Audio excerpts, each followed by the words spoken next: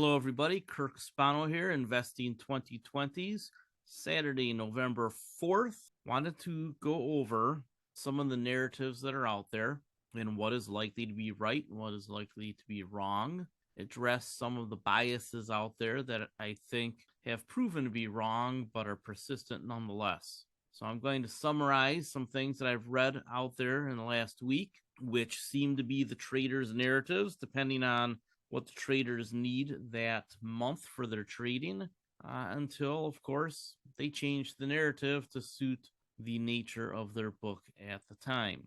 That is the oldest game in town, talking your book. And if you think that all the information that you're getting out there is pure of motive and good information in general, good analysis, then you're probably wrong. And we can even see in some of the richest investors in America that you get biases that are generally lifelong biases, and they get reinforced into somebody's soul and their heart, because when you make a lot of money, when you decide that you are in fact a master of the universe, your mistakes don't count anymore. You overlook your own flaws. And that is why certain investors who made a lot of money in the 80s, 90s, and 2000s haven't made much in the last decade, as they are stuck in the past and they are succumbing to their biases. Here's one: Stanley Druckenmiller, somebody who I have followed my entire career, made a comment in an interview this week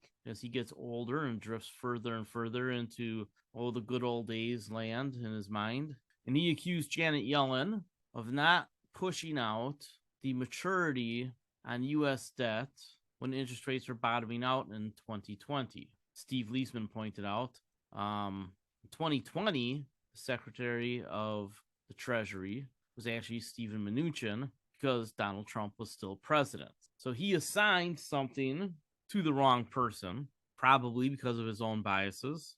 And I think the question that's more important to ask, though, is, did the Treasury, regardless of who was running it at the time, make a mistake not to extend U.S. debt back when you could get about 2% on the 30-year? And that has been a topic of discussion, not only here at Tree Rings with Luke Grumman, but also at Bear Traps and other places. And as you read all these different sources, all these different renowned analysts, what you find is that there's two camps, and they both come with their own biases. One camp leans towards American exceptionalism with a hint of modern monetary theory thrown in certain places, but really just American exceptionalism when it comes to the strength of the economy and everything else American and we can do it sort of thing. And on the other hand, you have those who are, again, your table pounders, your chest thumpers, your foot stompers, your retweeters, who want to point to the decline of the United States. And as we have learned over and over and over again, betting against the United States, as Warren Buffett repeatedly says, has always turned out to be a bad bet. And as I've pointed out to you, the reason for that is that we have some natural advantages that are virtually impossible for other nations to overcome. Meaning that our economy, our system in general, is the worst one, except, of course, for everything else. And the fact that we sit on the best rock on the planet, we have the best geography, is, in fact, something that gets overlooked constantly, completely ignored, but is extremely important. Our position being relatively safe compared to the rest of the world, oceans on two sides, allies on the other two sides. There's not many big countries that share a border with only two countries, much less being squeezed between two oceans. We have resources for miles. We'll never rely on anybody else for food unless the whole planet is starving, and then we've got a bigger problem. The workforce is exceptional, despite watering down education for 2 generations. The political system, which in my days as an analyst and studying politics, I have often wondered, would we be better off with multiple parties rather than just two? I just keep coming back to the two-party system has worked exceptionally well. While we may go a little left or a little right from time to time, sometimes too much, we always vacillate back towards the middle, even though we probably overshoot in the opposite direction almost every time. Weirdly, the reaction to Donald Trump, who appealed to something called the alt-right, did not result in a hard left shift in America. Rather, we moved to the middle, as Uncle Joe's whole pitch. I'll just bring us back to the center. Now, he has in fact been a little bit further left than a lot of people expected. And I think he's been left in the spots where he should have been to the left. Supported labor, supported clean energy, supported infrastructure. Recently made a big move on immigration, allowing 500,000 people from Venezuela into the country, which had an almost immediate impact on the labor markets, going from red hot to not so much, which is exactly what the Federal Reserve has been trying to accomplish with monetary policy. Remember when we talked about a year ago, Jerome Powell said we need more people in the workforce? And I said he was right, that the big problem with inflation hasn't been monetary policy in the first place. It was choked up supply chains. It was oil getting pushed up by OPEC Plus. And there was a shortage of workers in the United States as baby boomers retire. And the thing that softened the employment market this month was the addition of all those people with work visas. 500,000 people in one hunk. Bam. And it's going to show up more in the next month or two, which is why the Federal Reserve is probably done raising interest rates. And it is why people like Druckenmiller and all the other inflation hawks are about to have their 15 minutes of being right go back to being wrong. What is the backdrop that we live in? What is the generational backdrop with regard to growth that we are going to be living in forever for all intents and purposes? Somebody should know the phrase. What paradigm do we live in with regard to growth right now and forever? That's right, Mark. Slow growth forever. Here's an article from way back in 2016 on MarketWatch I wrote. The Fed finally accepts slow growth forever. Not a new concept. Back then, we were talking about deflation. And because COVID jagged everything up, we got inflation. Suddenly, that inflation is dissipating rather quickly, even though interest rates have only made it back to normal. It's important to understand what slow growth forever is. It's out there if you want to read about it. Just put slow growth forever into a search engine with my name behind it. I actually first introduced this concept in 2013 without assigning a name to it. There was an article on MarketWatch in 2013 that I wrote that said, growth will never be the same. Not as catchy as slow growth forever. But that's where we are. So when the inflationistas, when all the foot stompers and chest thumpers and those who want to sing you a tune about inflation, inflation, right? All that stupid stuff. It's entertaining. It can be the false narrative that justifies a trade, but it's just not true. We are in a deflationary era. It's not going to change in our lifetimes. I don't care if there's somebody 4 years old listening. It's not going to change in our lifetimes. As we harvest more energy from the sun, as we start to harvest resources from asteroids, as technology makes us less carbon and resource intensive, the price push at the lowest levels, the inputs, start to come down. I'm not even mentioning the possibility that we actually take recycling seriously someday. Technology is finally there for that too. Did you know that when you recycle something, right, you put it in that recycling bin? Anybody have a guess as to what percentage of that actually gets recycled out of the recycle bin? Put up a number in the chat. 80%, 60%. What percentage of the things that you put in the recycle bin actually get recycled? Oh, Les is right on it. So is Mark. It's 15 to 20%.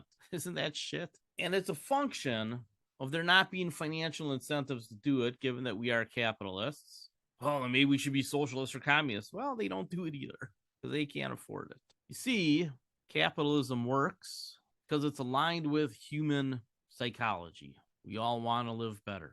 And enough of us will work hard to live better that those financial incentives matter.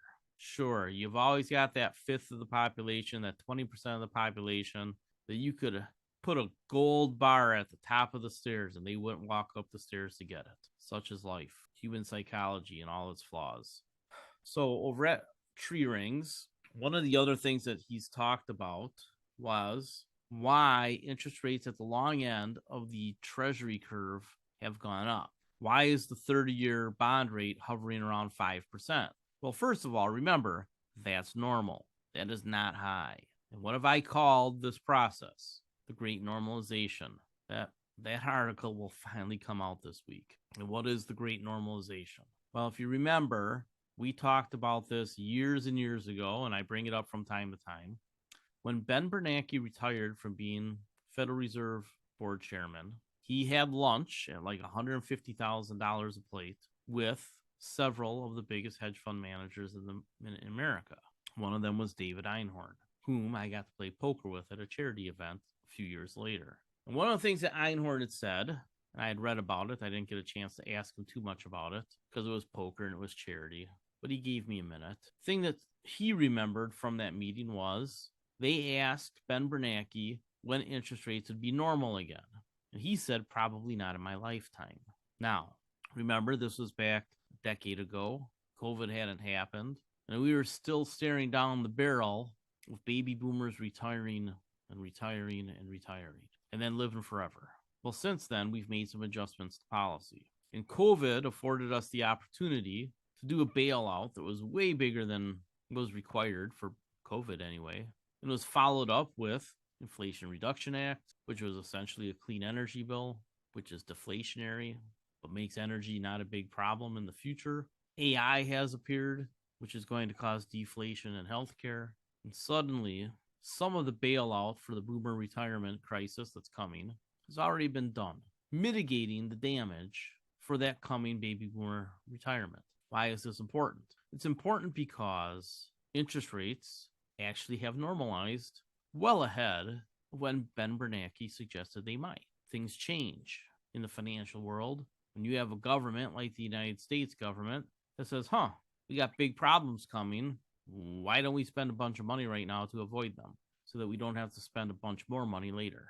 This is why I've told you that in the 2030s, at some point, if we want to, we can run a balanced budget. I think more importantly, and probably sooner, we are going to do something that Warren Buffett pointed out, and we'll just run deficits that are only 1 or 2%, which, because growth is higher than that, ends up in real terms being balanced. See, we can spend 102% of what we pull in tax revenues because growth provides the other 2%.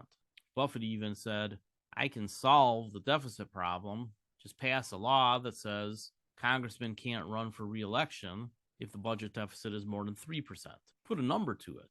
Right now, the deficit is about 8%, coming down to 7%.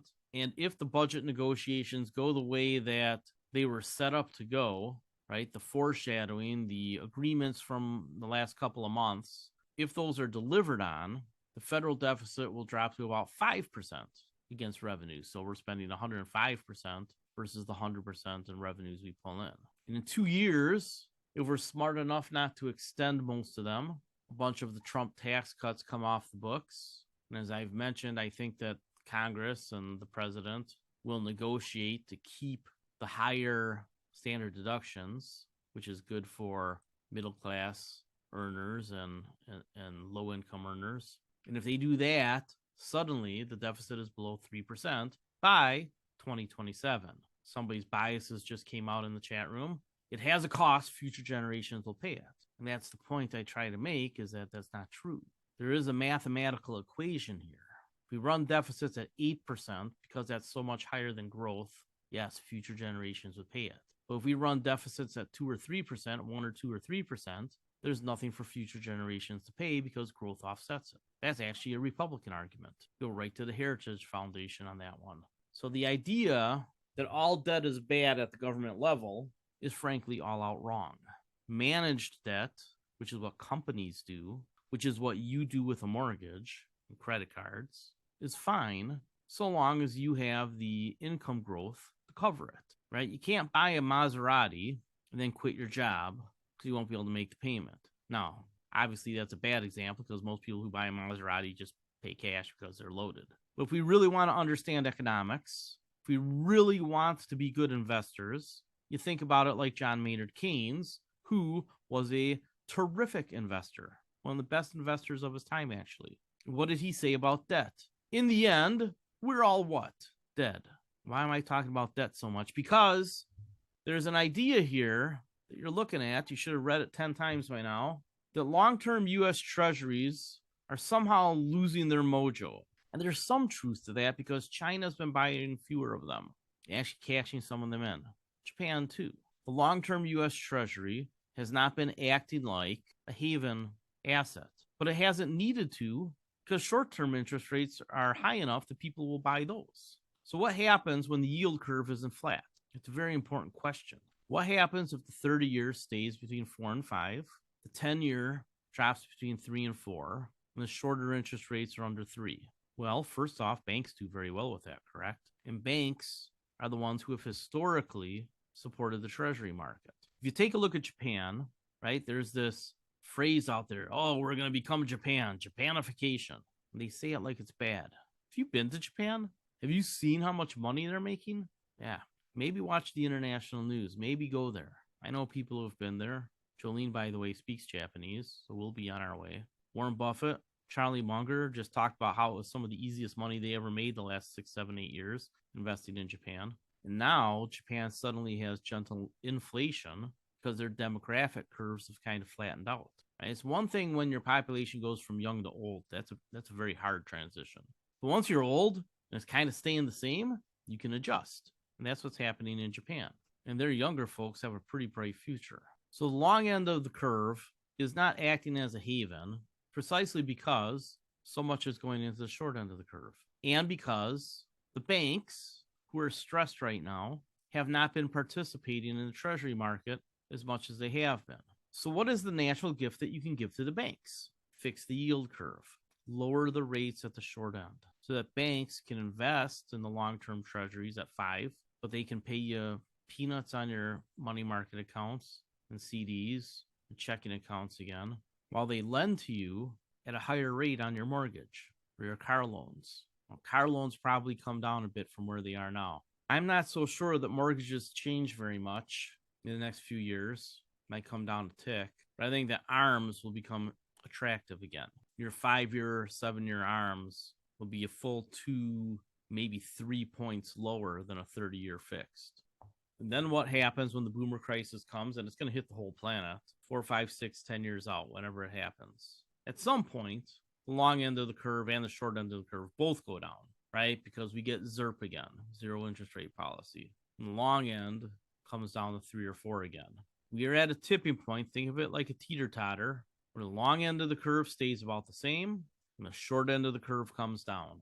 That is extremely bullish, which I think it's funny that this is my screensaver today from Microsoft. It is extremely bullish for the stock market. Not as much for the real estate market, but a little bit. At least on commercial loans, which we've been talking about, that reset every 5 years for the most part. If the commercial loans can come down a tick or two, suddenly that unleashes all sorts of institutional money to invest in redeveloping commercial real estate. And as I've discussed, you're going to see a lot of mergers and acquisitions in the regional bank space because the bigger the bank, the more access to Fed money they have. And the Fed is going to, out of one side of the window, do quantitative easing next year, while on the other side of the window, do quantitative tightening, managing the bond market in conjunction with Treasury managing the bond market.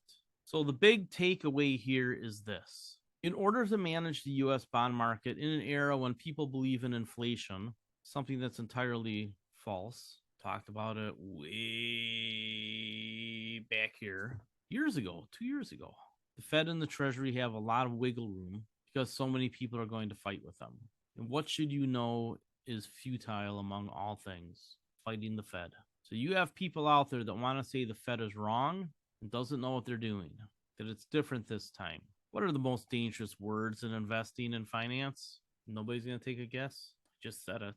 It's different this time. So if you understand how U.S. debt works, and you understand that we are really in a deflationary era punctuated by a fit of inflation, then you can surmise what's going to come next. And that is the yield curve normalizing fully, not just the long end, but the short end too. And that's very good for banks, who will take the place of all the hedge funds that have entered the Treasury market. Maybe not replace them, maybe just supplement them. But the biggest addition to the Treasury market in the last several years has been the hedge funds. 50% of the total increase in marketable debt outstanding since 2021, up from 18% and 13%. That's your number. That's an awful lot of money that the hedge funds are sloshing around, making leveraged bets. We talked about this a couple of weeks ago, how the hedge funds have been trying to push interest rates. Who's the most famous hedge fund investor recently who made a giant bet on interest rates? Bill Ackman. Talked about it in June? He made his bet in June that the long end of the curve would go up, and he already closed his trade in October. What did I say about that trade while it was going on? It's in the title of one of these webinars. Ackman will be right long enough to make money. He made his trade, lasted 5 months, and now suddenly the long end of the curve has peaked, probably. Might go up a tick, but basically peaked. And what we really care about are those 20 years. That's the ETF that we use. And we want to see interest rates there from 10 to 20 come down a point, because then we make all of our money back on TLT and then some.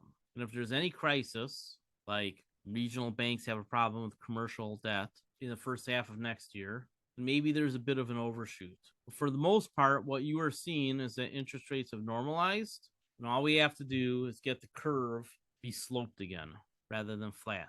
And a normal yield curve is very good for equities, especially as it changes. As the curve changes, and you saw hints of that this week, right? Stock market went up. Why? Because they think that the Fed is done raising rates. Great. What's next? Probably they lower rates. Oh, well, that's really good for stocks. Everybody knows that. So they bought stocks. Now, there's probably going to be a hiccup soon because of the budget negotiations. And the narrative that you'll get from the pessimists and those talking their book will be, oh, they're going to lower federal spending by 1 or 2% on half the budget, so half of 1 or 2%, half a percent or 1%. That's going to be bad for the economy. Folks, take a look at this economy. It's ridiculously strong. Inventories change quarter to quarter. Why? Because companies adjust. They're smart. We are heading into a period where the good companies do very, very well. And your zombie companies probably hang around a while, but their equities don't do very well at all. Remember, I was calling that the Great Divergence. Turns out the Great Divergence is already a thing, so I'm going to go back to the first thing I called it, the big bifurcation. What is the big bifurcation? Well, the big bifurcation is the separation of the good companies and the great companies from the mediocre companies and the zombie companies. Your indexers are going to hate this. The people who are S&P 500 investors, they might see the stock market range bound for them, because to them, the whole stock market is the S&P 500. They might see the stock market range bound for them between 4,000 or 3,000 on the S&P 500 and 6,000 on the top side for a while. Why? Because big companies are already big, and if 30, 40, 50% of them aren't growing, and they're not, they're screwed. Because in an era where interest rates will be a little bit more normal, they can't just print money anymore. This paper here is from June of 2023. I've been reading it over the summer and into the fall and rereading it. This might be the most important paper I've read in a long time. Very simple concept. He shows that low interest rates and corporate tax cuts since Reagan essentially explain about half of the increase in corporate profits. So what happens if we enter an era of normalish interest rates and corporations actually have to pay some taxes? Even that minimum 15% tax, right? Instead of zeros. Did it ever make sense to you that Google and Amazon and Apple and Microsoft could structure themselves in a way to say that they had massive earnings, but their corporate income tax rates were a zero or a single digits? Doesn't make any sense. If we apply common sense to our tax code, and I think we've seen a dose of that the last couple of years, and I think we may see another dose of it in the next couple of years, that means companies actually have to perform. That's bad for indexers because they get the good and the bad. So your job as an individual investor is to focus on, okay, where is the money really being made? And it's going to be harder during the big bifurcation to be an ETF investor and an index investor, but it should be easier to pick out stocks and like sector funds or industry funds, I should say. Sector funds are pretty broad, but industry funds that boil it down to, 10 and 20 stock groups, those are pretty interesting. And in the slow growth forever economy, the problem with focusing only on growth to get out of deficits, right? To say that I can cut taxes and that it will pay for itself is that because tax rates aren't exorbitantly high and certain budget expenditures are fixed, it doesn't always work. In fact, it hasn't worked for the most part since Ronald Reagan. That's when our debt problems began, because they increased government spending and they cut tax rates. If you take a look at some of the writing about that era, there was a big fight about whether to cut taxes or spend more money. So they did both. And that became a thing. Everyone's done it that way since, with the exception of Clinton, Obama, and Biden, who tried to raise taxes a little bit. Oh, wait, the first Bush did it too. So you mean really it's been Reagan, Bush II, and Trump who have accounted for most of the damage to the federal budget? Yeah, that's actually the case. And all that information is out there. The data is there that supports what I just said. I don't bring it up a lot because people get mad. Oh, I'm a Republican. I don't want to hear that. I hate you now. Look, I understand why people vote Republican. I don't understand why people vote for Trump, but I understand why people vote Republican. Again, I worked for John McCain for a hot minute. But when all this politics gets interjected into economics, and so many people don't have a clue what they're even thinking about, it gets all mucked up. And all you can do as an investor is try to figure out what's the logical thing that happens next. Well, here you go. There's a Federal Reserve paper that tells you what's next. All of this information, all of this data, I'm not supposing most of this stuff. But if you really want the answers, if you really want to know what's going to happen tomorrow, look, this was published in June of 2023 by the Federal Reserve, using Federal Reserve data, which is what they use, data dependent, to make their decisions. I'm not going to be wrong about what I'm telling you is going to happen to the yield curve next year. I don't know if it's the first quarter to fourth quarter. I don't know when it's going to happen. I suspect sooner than later. And I suspect when they lower interest rates, it might be a 1-2 punch. It might not be a big, long cycle. It might be two bigger cuts pretty quick, 50 or 75 basis points each. It'll have something to do with commercial debt that's due now and next year, putting stress on regional banks, which own a gigantic hunk of that debt. And most of that debt is priced at below 70 cents on the dollar. A lot of it is priced around 50 cents on the dollar. And some of it, like in San Francisco, is priced at 30 cents on the dollar. Those are gigantic haircuts for these banks. So to help these banks, they're going to need something from the Fed. They're going to need the ability to invest in long-term assets, U.S. Treasuries, and the ability to loan out at lower interest rates with their normal haircut and get business done, right? Because nobody's borrowing at today's rates. So those 5-year loans that they make on the commercial side have to come down. A lot of those loans are 8% right now or higher. Those need to come back down towards 6%. And then, and I know this because I've talked to you about it, private equity, especially the small private equities, right? The ones that are only 9 figures, can start doing a lot of stuff. I've got 3 real estate deals jammed up right now because we can't get an internal rate of return of 15%, which is kind of the bogey. It's what gets investors to invest. Why is it 15%? I don't know, but that's the bogey. As soon as we went down to 14% or 13%, people are like, I don't want it anymore. Doesn't make sense because a real estate backed investment that's going to make you 13% year over year. And by the way, it's backed by real estate. Still seems like a pretty good deal, given that people are willing to throw their money into the S&P 500, which drops 50% once or twice a decade. So sometime next year, it's already being talked about in Treasury, right? We know what's going on at the Fed. Yield curve is going to normalize with the low end coming back down. Question everybody's asking is, when will the Fed use its bazooka again? Again, my position is that it's most likely that maybe they use a machine gun instead of the bazooka, and they actually do quantitative easing in bursts while they continue on their quantitative tightening path. And as the U.S. budget gets better, and as inflation comes down, as growth returns, as the big bifurcation happens, as Europe continues to muddle along, as the emerging markets develop, the path of least resistance on the dollar is down for a little while, but it's not going to be the fall off the cliff sort of thing that the chanters and yellers and screamers and tweeters think, but it is a good trade for a few years if you pick the right spots. I don't know when they use a bazooka. I don't know when they completely turn off QT and just fire money into the markets again.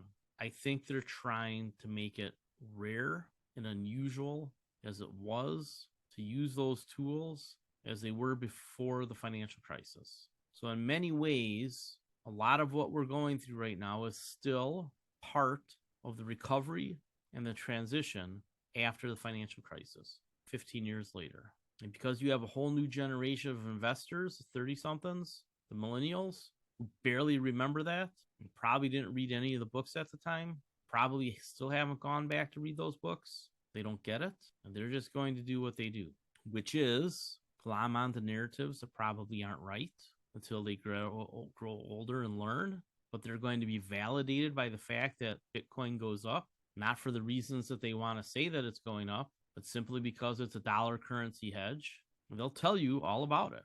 I asked somebody that I know who's invested in Bitcoin why he's invested in Bitcoin, and he gave me the maximalist argument. Dollar's going to hell. Nobody wants our debt. Bitcoin's going to be the new global currency. That's all bullshit. And those aren't the real reasons that Bitcoin is going to survive. Bitcoin is digital gold. It's a hedge against the dollar being too strong, not too weak. And the idea that suddenly all of the American advantages are gone is so zucked up that it's hard to explain over and over again why it's zucked up. Again, as an investor, what you can do is understand the big things.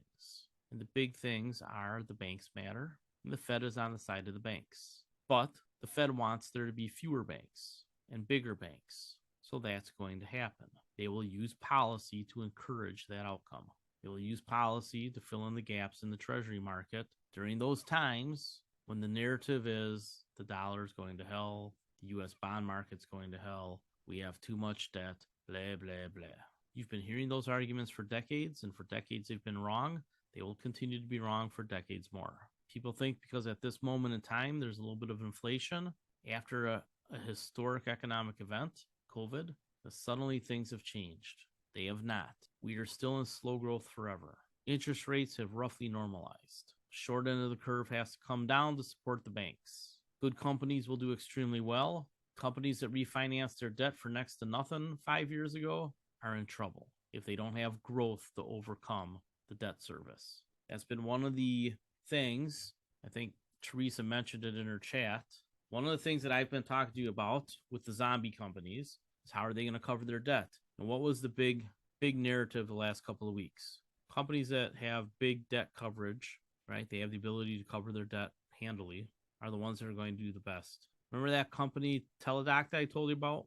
All the cash on their balance sheet? Or Innovative Industrial, all the cash on their balance sheet? Like there's a theme with the companies I pick out. So we'll finish with FS Insight because I have my ETF article to finish tomorrow.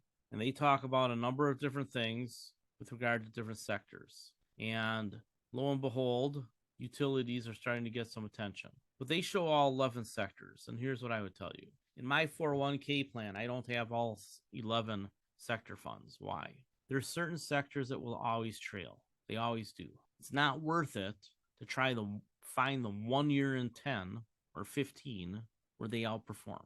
It's too hard of a gamble, right? Certain things are too hard, so we just move on. Charlie Munger. We want to get down to the industry level. At the industry level, we can focus on sectors of the economy that are getting support from the government, either by contract, regulation, or tax code, and are benefiting from technological advances. So when I put my ETF portfolio together, I will invest in things in like ARKW because I'm bullish on Bitcoin and the internet. I don't believe that everybody's going back to the office, even though there's still people out there that want to try to push the idea. I believe that 1/3 of work on the white collar side will continue to be done from home. Now, those folks will still go into the office from time to time, depending on the company. But as these commercial real estate loans go bust, and the banks sell real estate for cheap, and the Fed bails out the banks, a lot of that real estate is going to turn to residential. And that is going to be what keeps residential real estate from exploding upward again. The addition of more inventory. Now, if we allow more immigration, that can change. So we have to keep an eye on that. If the United States suddenly goes on a policy, and I say suddenly, like it could happen in the next couple of years. It can't. But eventually, suddenly, we'll probably embark on an immigration policy that brings between 10 and 30 million additional people into the country. That's why you keep investing in real estate. Not because of what might happen in the next few years or through the boomer crisis, but because what will happen in the 2030s and 2040s. Eventually, real estate goes up a lot again because there's going to be climate change immigration. There's going to be immigration because we just need people to replace the boomers in the workforce. And the two things for us could coincide. As people look for places to live because climate change is making their part of the world harder to habitate, we can take them because we kind of need them. We really need them, really. If I was the wizard behind the curtain and I could magically do anything, I'd allow 10 million people into the country right now and naturalize everybody that's in here illegally that hasn't committed a crime. They're already working. They're already here. They're already integrated. How about they pay taxes a little bit? Get into Social Security. Start paying into that. Start paying into Medicare. That'll all be good for those retiring boomers. Boomers should be the first people asking for immigration. Who's going to take care of you as you get old? Ain't going to be your kids. They're going to be old too. All right. So anyway, they had some interesting takeaways in their monthly report. The one is about energy. And again, I like energy because of the consolidation, not because it's a growthy thing, not because oil is going to be the greatest investment in the world, just because for a while there's demand and the supply is being squeezed. I don't see that really changing. They have the ability to manage the energy markets until they don't. And eventually there will be panic pumping. But it hasn't happened yet. And the consolidation you just saw, those giant transactions, more to come. And these companies, for at least a while, are going to buy back gobs of shares. And the ones that are able to do carbon capture and other carbon projects are going to get a ton of tax breaks. Plus, for whatever reason, it's a favorite market again. When it changes, I'll change my mind. Consumer staples, it's one of the things I don't have in my 401k. Why? Because it always trails. 1 year out of 10 or 15 that it doesn't, I'm not going to bother with it. So I will incorporate some of this into my Global Trends ETF report this weekend. And I believe that the story has not changed. I believe that in the last week, it has become more clear that we are entering into a period where a lot of those companies that we're in are going to do very well. A lot of the industries that we talk about are going to do very well because the short end of the curve is going to come down next year sometime. There'll be some bursts of quantitative easing to help the banks out in the very short run, like the next few weeks, because of the budget negotiations and the likelihood that there's another federal government shutdown, probably get a hiccup. So this week, I'm going to recommend some covered calls on a couple of things. When we get this hiccup in the next couple of weeks, whenever it happens, that's probably your chance to get fully invested. I think I'll finish it right there. Have a good week, and I'll see you Monday for retirement income options.